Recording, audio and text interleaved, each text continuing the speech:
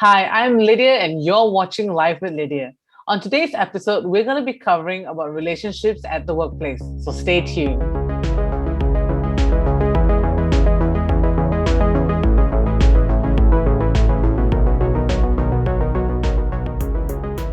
For today's episode, relationships at the workplace, we're going to look at the purpose of office relationships and is it possible to still do well with or without them? And if we want to improve these relationships in a healthy manner, what are the ways? But before we begin, I'd like to remind you to subscribe to our channel and to click on the notification bell to get updates on our latest episodes.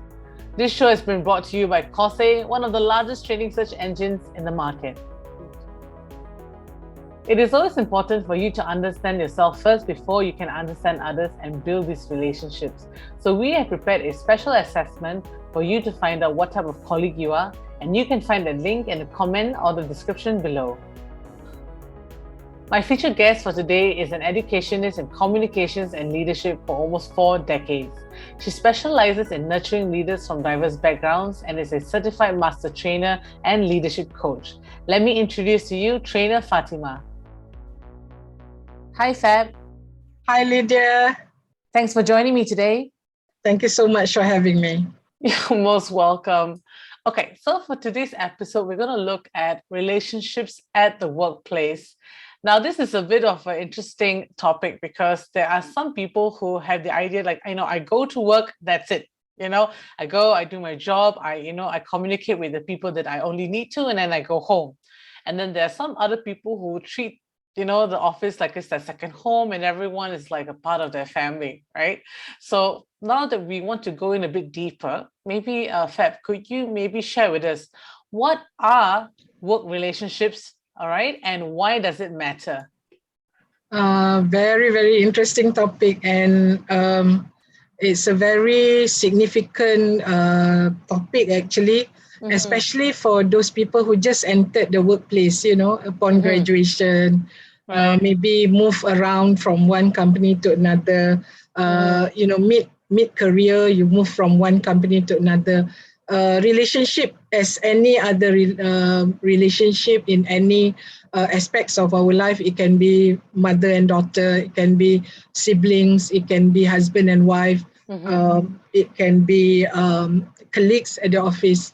I understand that working relationship is very important because number one, you come from different backgrounds, and right now, Lydia, it's interesting phenomenon that the world is witnessing that there are 5 generations working under the same roof. Yeah. So different generations have got their own different ways of thinking, their own experiences. For example, the traditionalists, you see that they have gone through 2 world wars. The baby boomers, the Gen X, the Gen Y, the Alpha generation, the millennials. So different people, they have got different backgrounds, childhood, background experiences and whatnot. So you have to understand that people come with different, not only different experiences and background and personality, right. At the same time, they also have certain expectations. So why work relationship, it is important.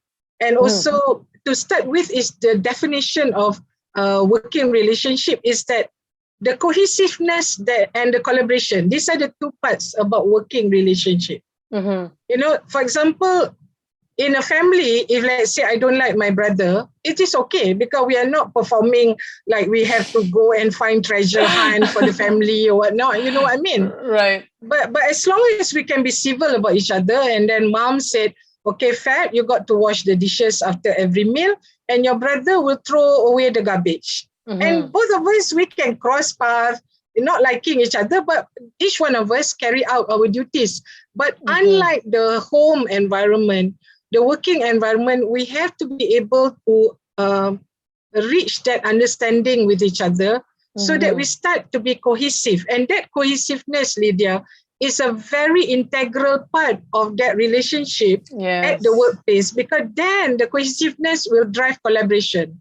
If no cohesiveness, you will see, I don't trust you, I think that you're going to stab me behind my back, And therefore, I'm not going to perform. I'm going to be silo. I'm going to stay in my department and you stay in your territory. You know what I mean? So a lot of the MBAs, they talk about the principle of ROTI, ROTI. And ROTI simply means R is realization.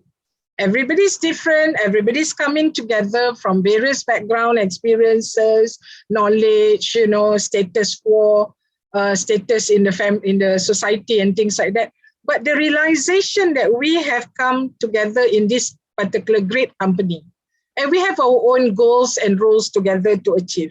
And then we start being open, Right. So for example, you come from Canada, I come from Malaysia. We started seeing not only the differences that are going to tear us apart, but I like for us to look at some of the commonalities, some of the common things that we can actually work together. That we can agree to disagree. We can have a different perspective, but we can still work together as one team. So the ROTI is realization, openness, and T is the most important part of that relationship. We need to be able to trust each other. Yes. Yeah, that's why organizations, they spend a lot of time doing a survey called organizational culture survey. Once every year, or some companies, they do it once every 2 years. But they want to measure trust. I can trust you, your boss can trust me, so we trust each other. And because trust is high for each other, we are going to be able to support each other and say, I know, Lydia, you have my back. And you can count on me because I got your back covered. And the final letter I is interdependency. I need to be able to say, I need to work on your strength, Lydia. I need to leverage on your strength because I'm not good at math. I need to borrow your strength in math so that you can help me be better. So as a team, when we are interdependent, so we know that we cannot work on this particular project alone. So we need to leverage on each other's not only strength, but we need each other's moral support. Each other as a support system. So I think that is, to me, very important at the workplace. When you ask me what is working relationship, is based on those ROTI principle. And then once you have that cohesiveness, it will sprout and bloom and grow into collaboration. And I think when you talk about leadership, the role of a leader is to make sure that engagement happens at all levels, across the level in the hierarchical organization. And the leader's role is also not only to create that engagement. That's why you see big companies like Petronas, they have town halls. Town halls is for the Tan Sri President to actually address the followers, the workers. The entire organization. And also during the tough time on the pandemic where people are working from home, the leader has the opportunity to address the whole company and say, hey, we can do this together amidst the pandemic, amidst the disruption. So the whole idea of the leader is to engage and motivate. These two are very important, and that is what work relationship is all about. I see. Thanks so much for sharing about that. So I believe the viewers have a better understanding of what work relationships are now. But there are some people out there that still think that, must I really be involved in work relationship for me to be successful? If, let's say, if I have a very specialist role where, I have to do a certain thing, right? So that does not really involve other parties. Right. So in situations where, they have company meals, or sometimes it could be just a department going out for meals or a gathering, to build their relationships. And there are some people like, do I really need to go for this? Does this really affect my work? It shouldn't, because my work is based on my efforts, nothing to do with whether I'm good friends with the person that's sitting next to me, So my second question would be, is it possible to do well without involving in work relationships? My answer is a straight no, Lydia. You cannot. No man is an island. You do not, shun away people. You cannot be very aloof and arrogant and say that I've got 3 PhDs. All of them are from great schools. I don't need anybody. Of course, that is a wrong attitude to take when you enter an organization. You need to be humble enough. And I think the art of making friends and engagement is actually you got to start first. And I think at the workplace is where if we are not too careful, conflicts can arise without us knowing, and a lot of things can be pushed under the carpet. We don't want to deal with conflicts. We don't want to deal with misunderstandings. I'm going to just produce result, and that is a very wrong attitude, Lydia, because as you can see, the role of a leader or a talent, if I'm hired by a company, my role is to actually manage my performance, and drive that performance, because I have my own KPI that's being cascaded down by my CEO, for example. But at the same time, I need to work with people. Okay, and I think this is where a lot of literature that we are reading now are saying that we need to manage outwards. We have to manage our stakeholders by having good, strong relationship with them. At the same time, we have to manage across. We have our own colleagues, different departments, but they are our counterparts. If I am a general manager, I've got general managers in other divisions as well. So you need to engage with them. You need to know their personality. You need to know their expectations and what are the common grounds that we have to work together. At the same time, you are also managing downwards. You have your own, I don't like the word subordinates, but you can say followers. You have your own team members and you need to engage with them. Especially when I mentioned just now, this is a very interesting time that a lot of companies are coming out with their own experiences. They are sharing that we are seeing 5 generations working together under one roof. And different people have got their own personality, their own hangouts, their own likes and wants. So how do we actually, as a leader, especially the role of a leader, is to come together and managing across generations. And I think that's very important. Right. So, yes, I believe that even though some people prefer to work silo and maybe don't see the importance of work relationship, I don't think that's feasible in the long run, right? Yeah. All right. So moving on to our last question. So let's say a person now wants to build work relationships in a very healthy way. What would you suggest them to do? I personally love looking and observing behaviors of people, personality, especially being a specialist in leadership. We talk about the iceberg model. Yeah? What you see of me is only 10%. But what you do not see of that particular behavior is actually based on values, beliefs that you can't see. That 90% that is deep inside me. My values, my belief system, my mindset, those are the things that you can't see. But if I am a trustworthy person, it's what you see. For example, I found 100 ringgit on the table at the pantry. You will see a trustworthy employee will be making an announcement. Did somebody leave 100 ringgit on the pantry table? And that particular trustworthy quality is actually deep-seated inside the values. I have been trained since small to be trustworthy. And I see my parents as role models that they are trustworthy as well. If your parents are kind, they groom you to be kind, you definitely will be kind to yourself, to your family, and to your neighbors. Right.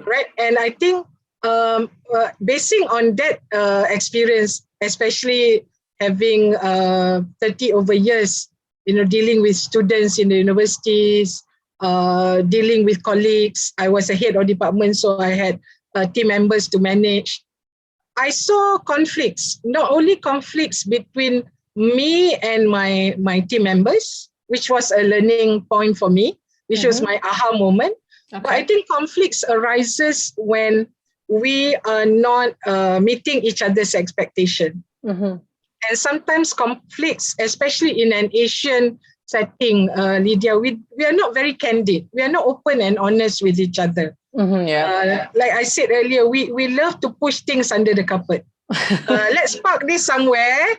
Mom and dad is having disagreement. Let's park this somewhere and let's not deal with it because the children are facing final exam.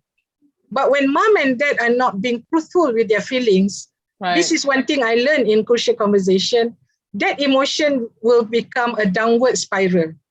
You know, it will come out in an ugly form because we are pushing that emotion somewhere. We are not actually putting it to the table and talking with our partners, talking with our colleagues. Right. So I think what it needs to be done in our Malaysian or Asian work environment is much more candor. We need to be candid with each other. We need to be open and honest. We need to be transparent. Lydia, you and I work for the same company. You know, if we have different personality, you like pizza, I like ketupat, you know, it doesn't matter. We push away our differences, but we're going to be able to work on common ground. Why? Because the common ground is in the best interest of our company and the best interest of our team members that we are leading. So the two leaders will come together, you know, being compassionate towards each other, trying to understand each other and resolving those conflicts. And I think right now the world is actually talking about being proactive leaders. Before the conflicts arises, you already see the potential red flag. So you already mitigate it proactively. So I think this is my my take. I think personality differences, you know, our background, our generational gaps, even our language barriers, our different background. You come from the city, I've come from the kampong, the village. There's always going to be a lot of differences. But once you are working in the best interest of the organization, you tend to put away all those differences and come together as a team in order to perform for the stellar results. At the end of the year, we are together. And when we manage to conquer that particular mountain, we achieve that success together, Lydia. That's my take.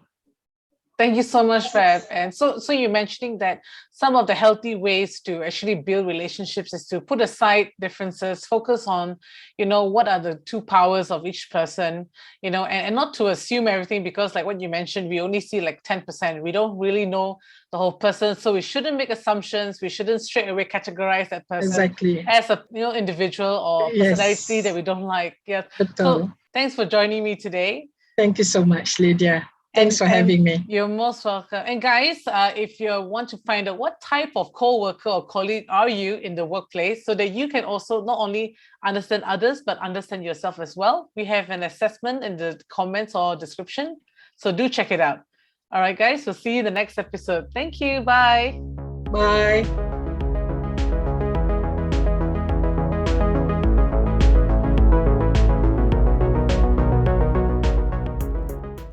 Looking for training? Want it fast and simple? At Quorse, you can find the best training available from dozens of training providers right at your fingertips. Just type in what you're looking for, and you will immediately see the list of courses that matches your search. Something still missing? No worries. We've got that figured out for you. Refine your search further by using our filters that look into your training budget or location and more. You can even organize a private class for your employees. View any course content of your choice. And check out the reviews from those who have attended. Like to know the trainer of the course you selected? No problem. Our trainer profiles come with a quick video introduction just for you. So whether you're from HR searching courses for your organization, or a business owner looking to learn at your own pace, there is definitely something for everyone. Web development, creative communication, leadership, and many more. Quorse is made ready for you anywhere, anytime. Browse for courses at work, or at your favorite hangout, or even by the beach. Experience it for yourself. Just search for us at Quorse.com.